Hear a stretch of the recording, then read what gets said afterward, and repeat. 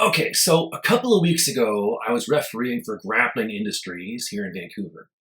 And one of the matches I refereed was this crazy fight between two blue belts, neither of whom seemed to know the rules. Not really, anyway. Um, so Grappling Industries rules are a lot like IBJJF rules, except for a couple of key differences. One, there's no advantages. In the IBJJF, if you almost get something, almost get a throw, almost get a sweep, almost get this or that, you get what's called an advantage, which counts later, it's a tie at the end. But in Grappling Industries, there's no advantages. If you get it, you get points. If you don't get it, a throw, a sweep, a mount, whatever, then you don't get points. There's no almosts, there's no advantages.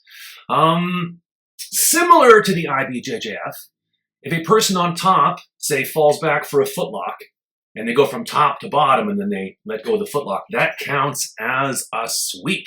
If you're in someone's guard and you fall back for a submission, usually a footlock, they come up, that counts as a sweep, and that's two.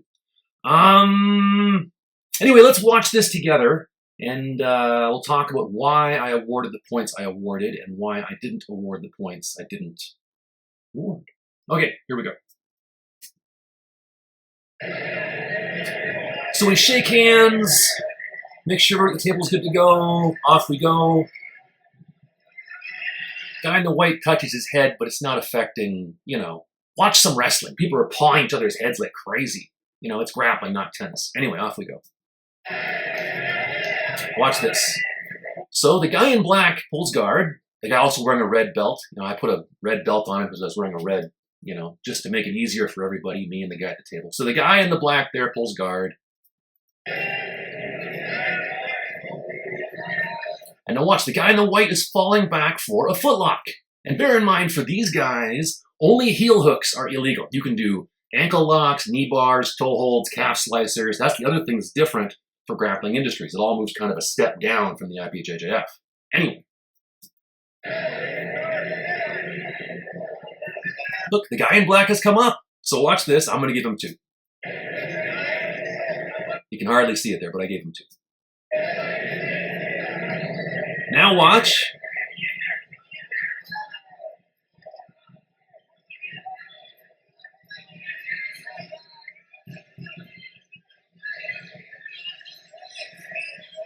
Now the guy in white has gone from bottom to top. The guy in black has gone from top to bottom. Now I'm giving the other guy two, okay? All right, okay. Stick with me here, it gets wacky.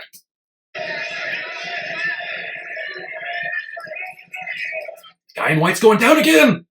He's going for a footlock.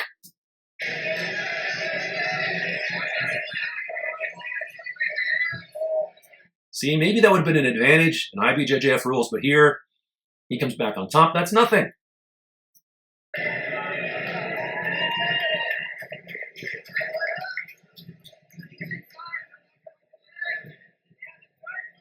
See there, he went kind of for an Estima lock, but now he's on the bottom again, so the guy in black is going to get two. And there's the scoreboard at the back there. You can watch and follow along.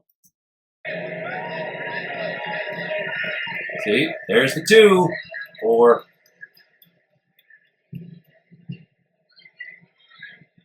So they've gone back and forth. 2, 2, 2, right? And the guy in black is on top once again.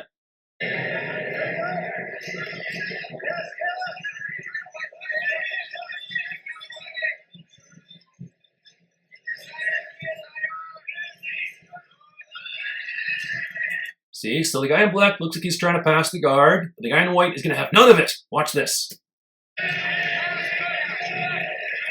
He's turtled, so it's no longer a guard pass.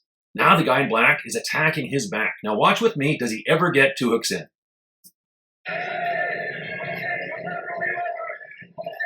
See, he's got 1 hook in. Oh, no hooks. Still no hooks. See, the guy in white denied him the hooks, so no 4.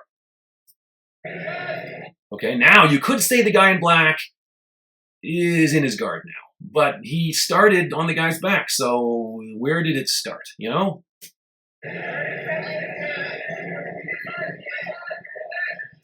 guy in white is falling again, looking for a footlock.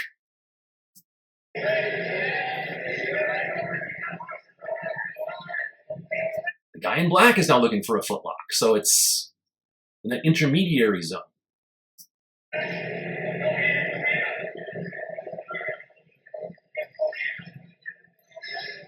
And now, like 3 seconds have gone by. So the fact that the guy in white fell back to get a foot from the guy's guard, is that still at play?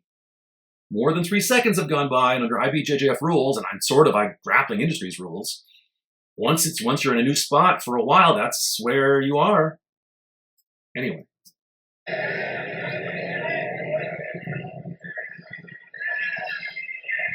I don't know what he's trying there. Some toll with his legs. I don't even know. Okay, now the guy in black has come up. So, should I have awarded 2 there? It started kind of with the guy attacking his back. They sat, they exchanged some footlocks.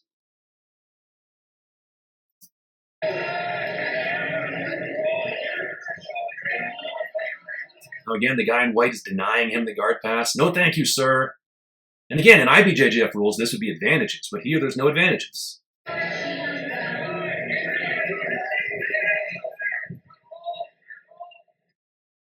Now he's rolling for a footlock.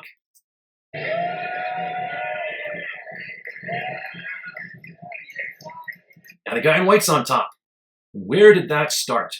He was in his guard, the guy was trying to pass, he rolled back and forth, he kind of grabbed a toe, now he's on top. Is that 2? I say it is, or at least at the time I said it is.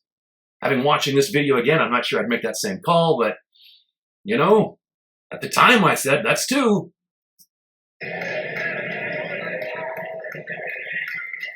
And now look, the guy in black is putting him in a calf slicer, which is allowed for blue belts. Crazy.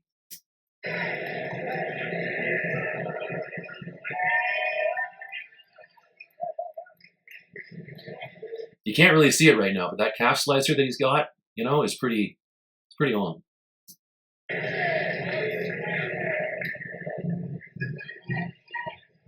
you can see the guy in white is trying to use his foot to get his other leg out of the calf slicer, you know?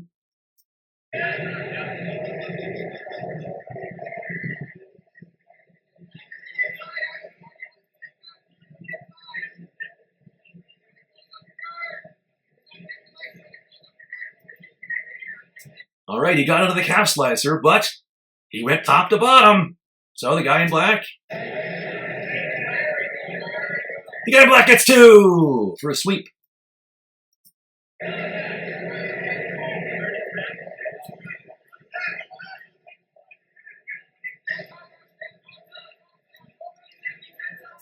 Now the guy in white has come up. What the hell is going on? Does gravity exist? He gets 2. Because he went from bottom to top again. So now it's 6-6.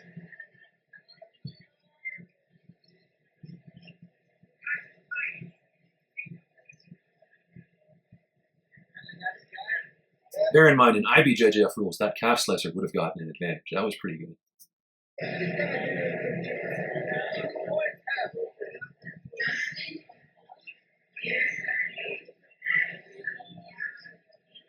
Now they have each other in 50-50, and they're both going for footlocks of some kind, I assume.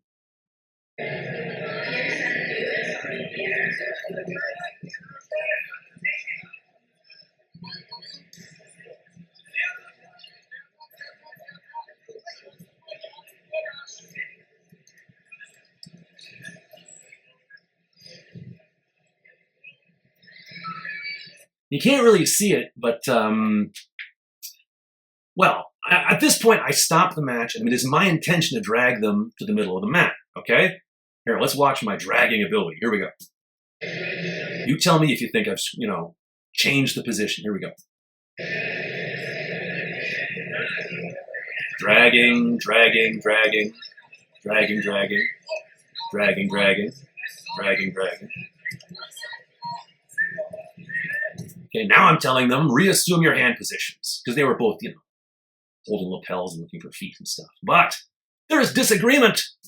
The fellow in white is saying, I had the honey stick, or the honey hole, or maybe it was honey stick, I don't know. But he felt he was in a submission opportunity. And the guy in black was like, "Nuh-uh, you didn't have a honey stick or a honey hole or that."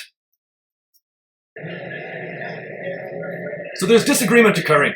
And really what I could have done is just said go, because in my opinion, this is still roughly where they were, and I could have said go. But the thing is, if you do that, then later the person that lost might come back and get all snippy about, oh, you didn't rate us, start us in the same whatever.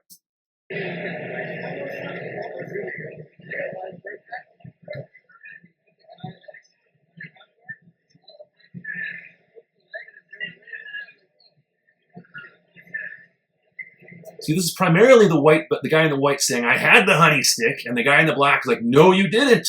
So the guy in black is being, argumentative, or maybe we're all being argumentative, I don't know. But the guy in white saying he had a submission, the guy in black is saying, no, you didn't.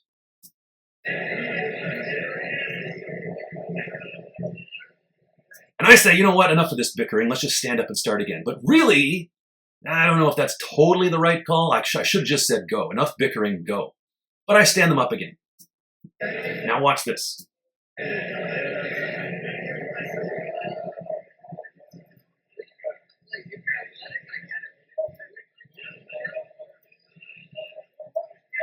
Now I figure since I'm standing them up, I'll give them an opportunity to tie their belts. Okay, watch. The guy in white is tying, he's fixing his thing. I don't know why the referee from the next mat is coming onto my mat. Get off my mat, hobo.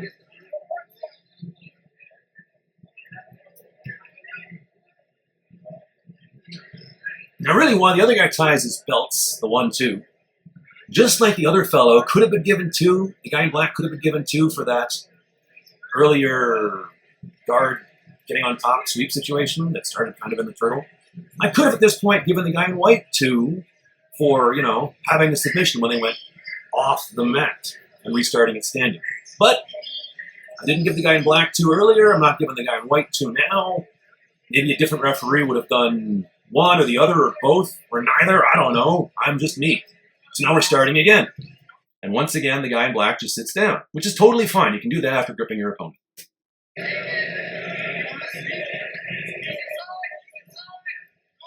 The guy in white's almost passing.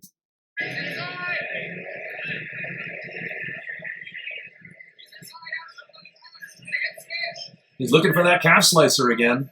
There it is. It's pretty on. And again, there's no advantages. So if you almost get something, almost is, too bad, so sad. But look, now he's gone bottom to top.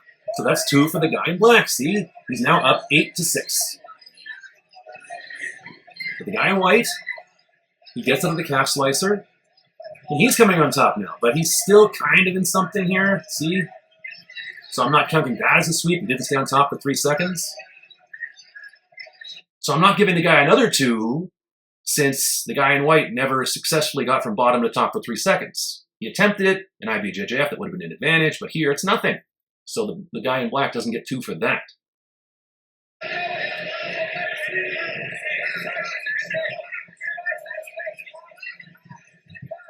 But now the guy in white definitely sweeps him. Scissor sweep, bottom to top. That's going to be 2, with 9 seconds left. See, there's 2. It's 8-8.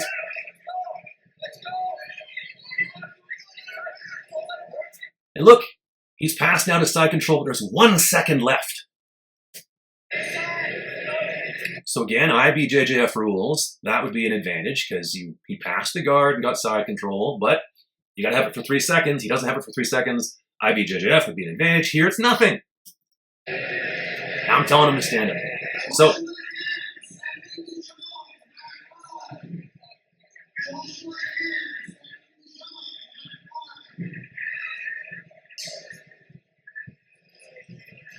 So before I raise anybody's arm, let me ask you, who would you give that to? Because now it's referee's decision. It's up to me. Who would you give the advantage? Who would you give the win to here? Let's see who I gave it to, shall we? I give it to the guy in white. In my opinion, he was the winner. I feel that resetting situation, maybe he did have a honey hole going on. The other guy was being kind of like, no, you didn't have this, you didn't have that. And when we stood up and we were tying our belts, the guy in blue tied his belt. And the other guy he took some time. He was being a bit more, oh, I need this, I need that, you know? So, and at the end, the guy in white passed the guard and was side control. So, although the guy in black did have 2 calf slicers. Anyway, that's why I chose at the time. If I were to referee that match again, maybe I would do it a different way, but there's no going back. Anyway, if you have questions, comments, concerns, or vicious complaints, put them in the comments below. Party on.